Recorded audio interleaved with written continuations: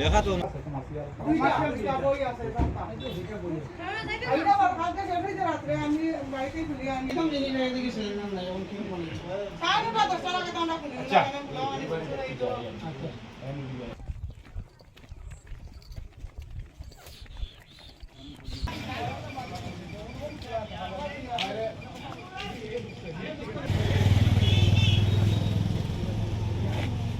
বাদ যা অন্য কথা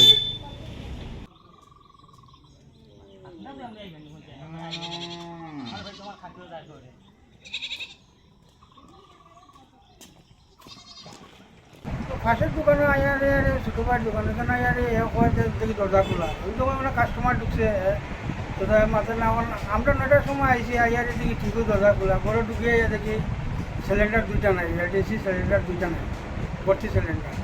এরপরে তো গ্রামবাসী ইয়ার কেস দিলাম থানার জানাইলাম জানানির পরে থানা আইয়া তারা বাড়িতে লইয়া গেল একজনের ডাউট আসছিলাম তার বাড়িতে গিয়ারি তারা দরিয়া লইয়া গেছে এর কয়দিন আগে একটা ফাটা 2-3 দিন একটা ফাটা শুরু করছে তারা গিয়া যখন চাপ সৃষ্টি করছি তখন কয়ে ফাটা বিক্রি করছে 2200 টাকা ফাটা কিনছি 1500 টাকা বাজারে সকালে নিয়ে বিক্রি করে যাই তারপরেও 2000 টাকা তার বাড়িতেই কালেকশন করে তারা দিছে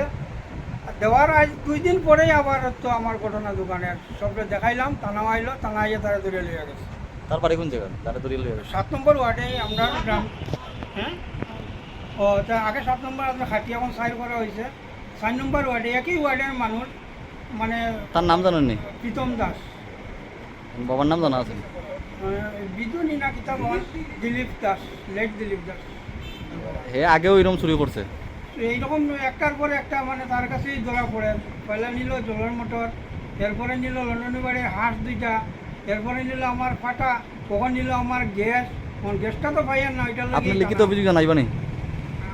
আমি আইয়ারাম থানাতে আইয়ারিয়া জানাইমো তার বিরুদ্ধে জানাইবা ও তার বিরুদ্ধে এছাড়া তো আমার ডাউটার আপনার দোকানটা কোন জায়গা প্রথমতলা রোডে যাওয়ার আগে নতুন বাজার